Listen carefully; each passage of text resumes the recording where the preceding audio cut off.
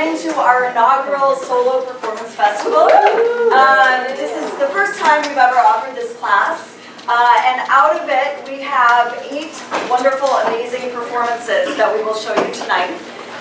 Each performance is about 20 minutes in length, give or take a few minutes here and there, if you're nervous or not. But we will have a short break in between to change some of the scenery. After the first set of shows, we would love it if you would stay for a discussion with us. The discussion will be about 10 minutes or so. And then we'll set up during that time for the second act. So that's also time if you need to use the restroom, if you need to go and quickly get a snack. That would be the time to go and do that. But we'll give you a little bit of time after the discussion too. So if you want to stick around for the discussion, you'll still have about 5 minutes to go and grab something and come back. And then we'll do the second set of shows from about 6 until 7:30, and another discussion at the end of that block of shows. Okay, so if you can stick around for the whole thing, we would love it.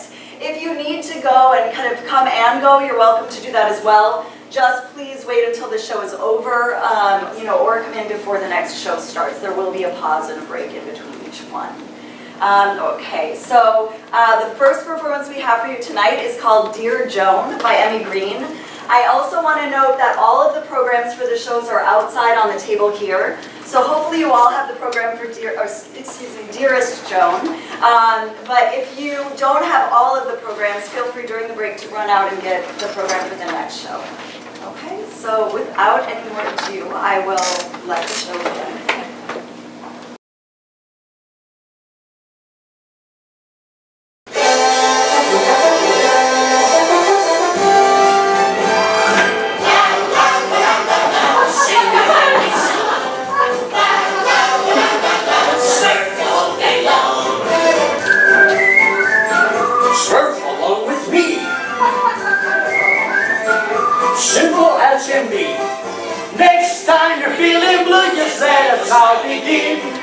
Happy things will come to you, so Smurf yourself a grin!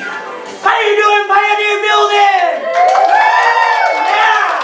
Oh my God, I love the way this audience looks. Oh, it is so sprinkled with so many different colors and cultures.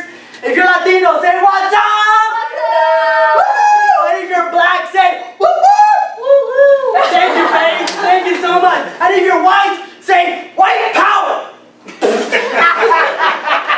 I promise you guys, I'm gonna love this show. No, seriously, I love the way this audience looks. 60 years ago, I wouldn't have seen an audience like this.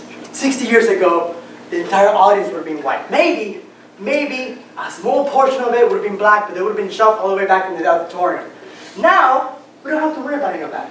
Now we're so loving and accepting that anybody, you can love whoever you want, and no one can say shit about it. Take me for example. I am about to marry the woman of my dreams. She is everything I've ever wanted in a woman.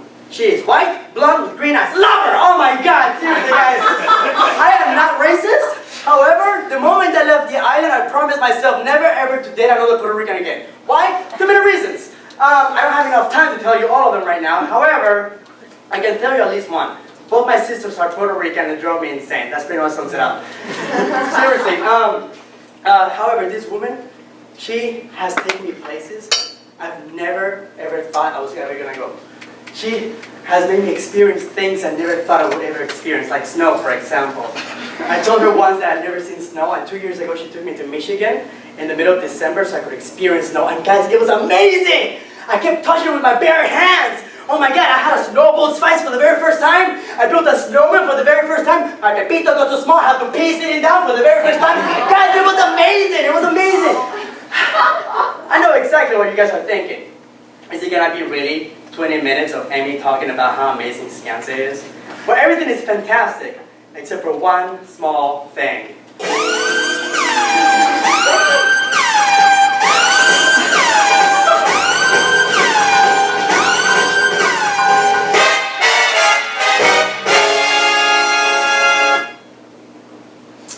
Democrats are stupid. Who does this Al Gore think he is? He should change his name to Ass Gore if you ask me. Such a pain in my ass. This is my mother-in-law. As you can see, She doesn't get along with half the world. But let me just introduce her to you the way I was introduced to her. Emmi, we gotta talk. December's coming up, and you're about to meet my mother. You have to understand that you two have two very different types of personalities. You're a happy, very happy-go-lucky guy, and she is the most negative person you'll ever meet. She's also an alcoholic, and considered, to today's standards, racist. Don't hold it against her. She was raised in the 40s. Emmi, I'm gonna be honest with you. She may not know what Puerto Rico is. She will still refer to you as a generic Hispanic. Guys, I'm freaking out at this point, because if that's her mother I have to worry about, I cannot even begin to imagine her staunch Republican, Vietnam vet, PTSD, fucked up dad. I mean, this guy goes hunting on the weekends for fun. Is he just gonna shoot me dead in the dinner table because I'm more brown than everybody else? Turns out his name is Mel. He's actually the biggest teddy bear you'll ever meet. He's your average 300-pound American grandpa. And his favorite workout routine after work is simply coming through the door and saying, "I call the TV!" Oh, right.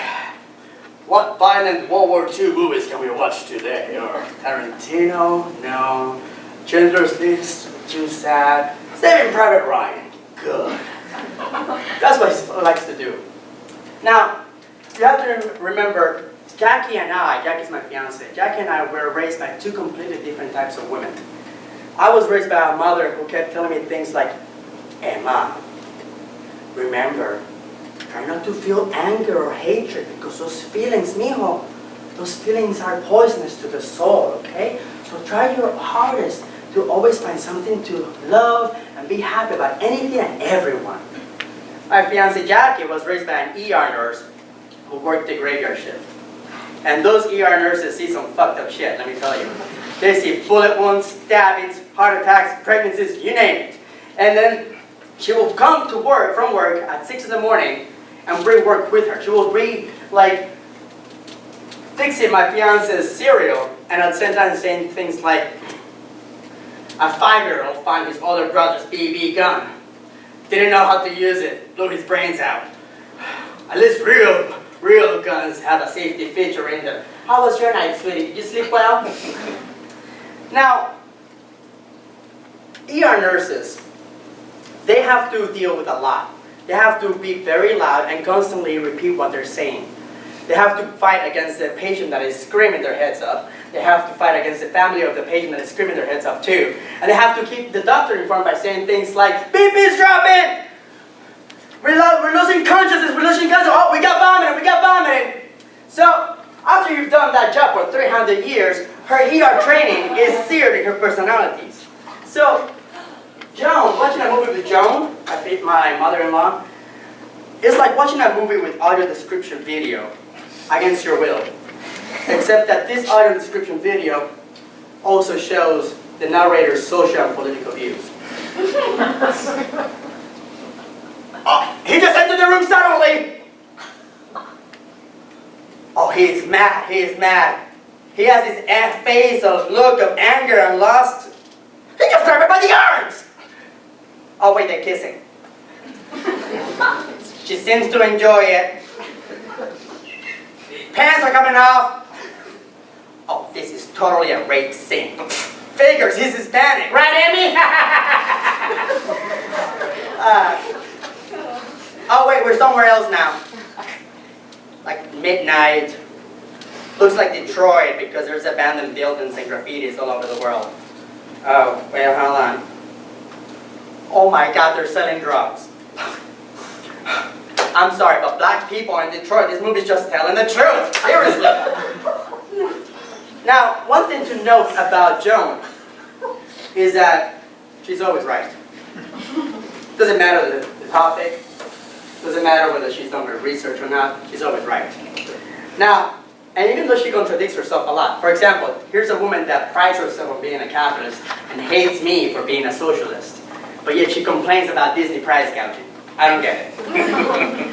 She hates every feminist against Trump and thinks that he has the right to grab any man or woman by the pussy if he wants to. But you better respect her because she is a hardworking woman that has been working 30 years raising 3 kids.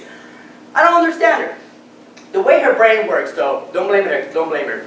Because the way her brain works is simply, she's a capitalist, for example. And therefore, communists are extremely bad. Hitler was bad. Therefore, they're the same. Bernie Sanders, he said that he was a socialist. Therefore, he is the reincarnation of Hitler, and he's going to bring back the Holocaust, but this time on the poor white folks of America. Needless to say, every time we watch a World War II movie, she gets drunk and starts saying how much she hates communists, Hitler, me, and every Democrat in existence. So, every time we're in a cabin in the middle of nowhere in Michigan, snowbound, someone always has to have the bright idea of saying, what movie are we going to watch? And I immediately go, oh my God, please just let it be a Disney film. Please let it be a Disney film. Cartoons, anything, Ace Ventura, Barney for crying out loud, Sesame Street. But of course, this needs to happen. Hey guys, let's watch Tarantino's Inglourious Basterds. The only thing that keeps coming to my head is the image of Gargamel from the Smurfs, but this time he's just saying how much he hates liberals instead of Smurfs. Oh, I hate Smurfs. I'll get you. I'll get all of you if it's the last thing I ever do. But you know what? It wasn't that bad. We watched the movie. She made her remarks. And here's the best part. The sky didn't open up. The ground didn't shake. Lightning didn't strike 23 babies in an orphanage. Everything was just as fine as before we started watching the movie. Now, I cannot hold her beliefs against her. My mother, a very progressive liberal, told me after meeting her, Emma, remember, you and I, we have our beliefs because of what we have been through. She has her beliefs because of what she has been through. It's just her, the way she was raised, and you know what, she's right. I cannot hold her beliefs against her. Everybody's voice has value. I think the only thing that truly bothers me is her negativity. And she's so constantly angry, and she constantly explodes towards people that are just different than her. And I could be wrong, but I believe that the way you begin your day sets the tone for the rest of your day. I always begin my day by just being grateful for the gorgeous day ahead. And I look at my beautiful cats, and I'm grateful for my 2 beautiful cats. And I look at my fiancé Jackie, and I'm grateful for the beautiful woman behind me, next to me. Alright, not behind me, but next to me. And I'm grateful for the house that we have and the car that we have, you know, like a normal human being. However, Joan has a different morning routine.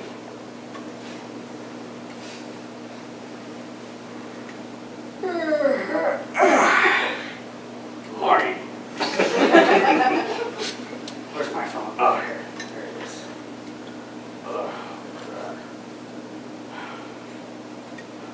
God. Muslims wanting Sharia law. Just go home. Let's see.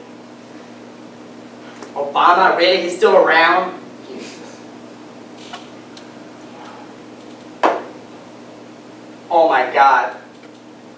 Another shooting in Flint. 5 innocent bystanders. Dead. Oh.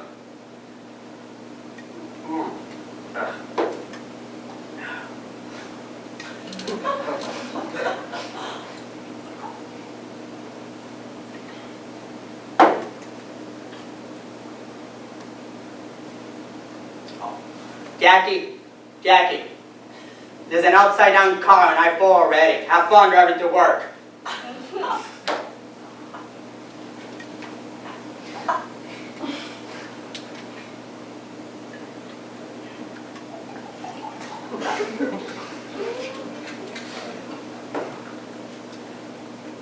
Hey, Emmi!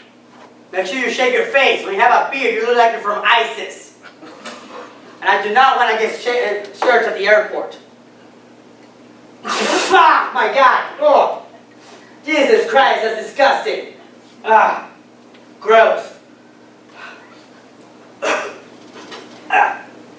Maybe break character. I'm so sorry, guys. Where was I? Oh, you know what, guys? I'm gonna be honest with you. For the past 2 years, I've gotten used to her. She's gotten used to me. It's only one day, this past New Year's Eve, that made me actually think twice about marrying Jackie or not. We were going to celebrate New Year's Eve at Disney's Boardwalk Resort. We saw a deal on a club level room, and we're like, okay, let's fall out, whatever. So we decided the idea was to get to the resort as early as possible, so that way we could check in and just have breakfast at the resort. Obviously, like any normal family, we rushed to the morning packet.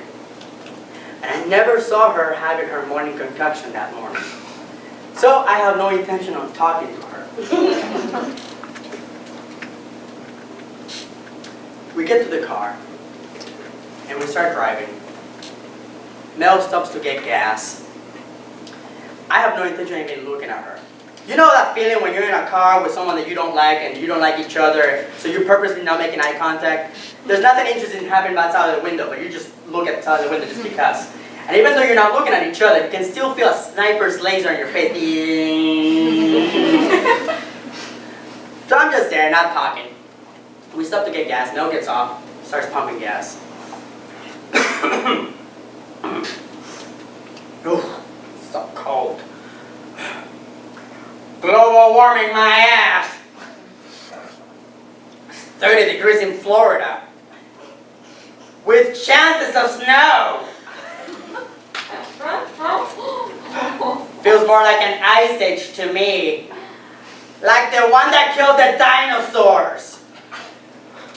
At least we're soon leaving the Paris bullshit agreement.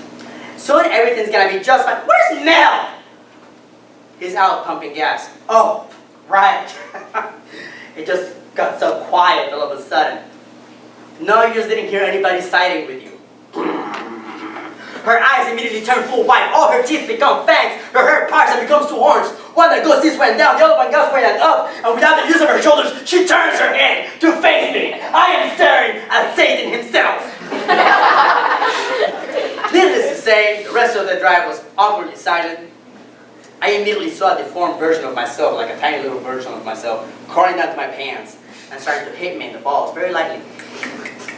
You know that feeling? Well, girls obviously don't know this feeling, but guys, you know what I'm talking about. When your balls hurt, not enough to be painful, but enough to be annoying. That feeling, that's what I felt.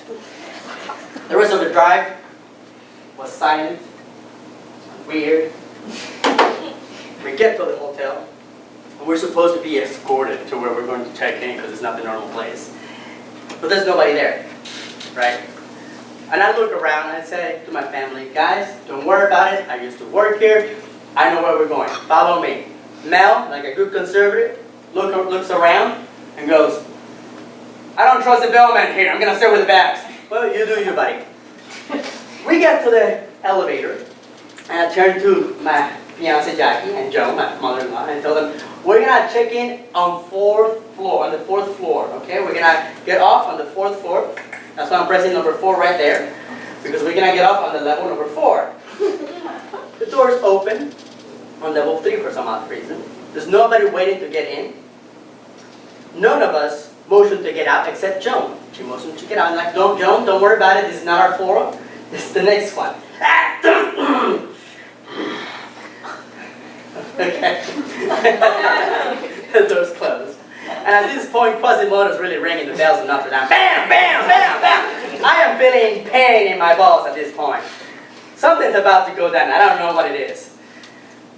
The doors open in the 4th floor. And I look at them and say, ladies, follow me! Follow you? You fucking spink! Who the fuck do you think you are, coming into my country and taking jobs and taking advantage of my hospitality?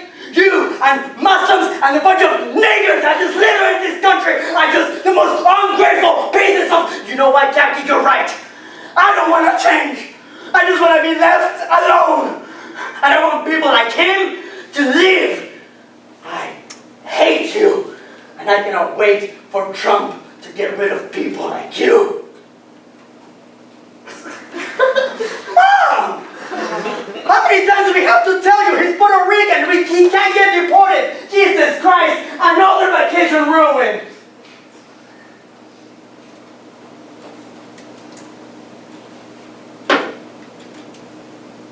So, at this point, I'm thinking a lot.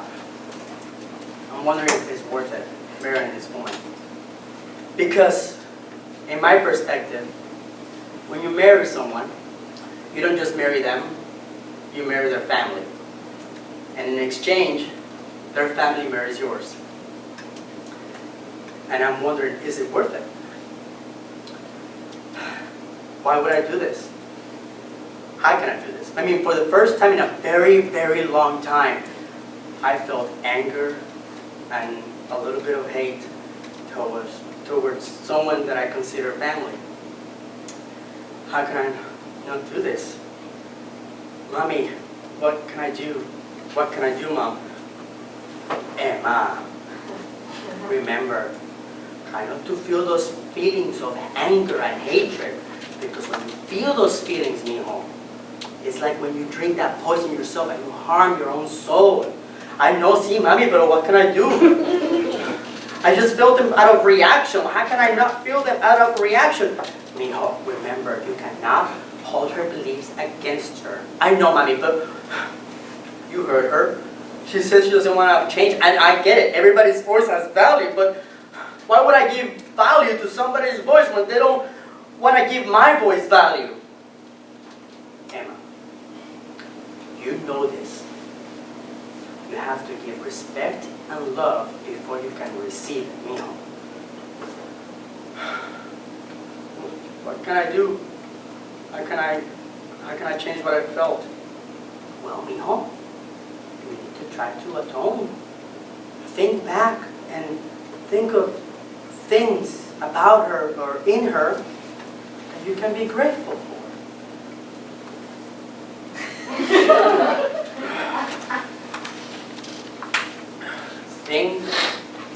Things to be grateful for in Joan or about Joan. This is kind of tough. Okay. Joan.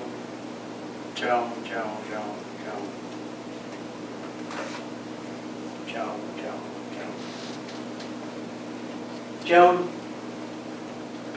There was this one time we were driving across Michigan, and I really had to pee, and we couldn't find a restaurant for like 2 hours. And you were willing to stop on the side of the road so I could pee on the snow in the middle of a blizzard. And for that, I'm grateful. Joan.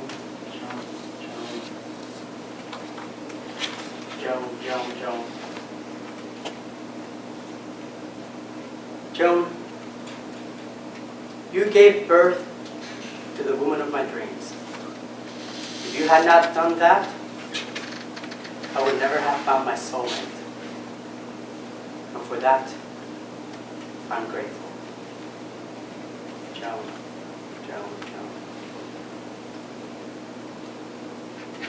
Joan, you are a nurse. And nurses take care of our loved ones when we either cannot do it ourselves because we don't have the time or the skill. And that makes you a hero. And for that, I'm grateful.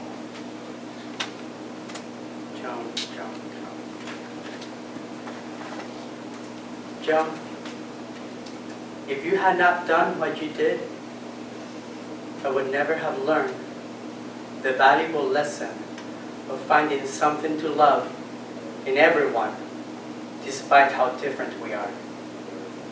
And for that, I dedicate this show to you.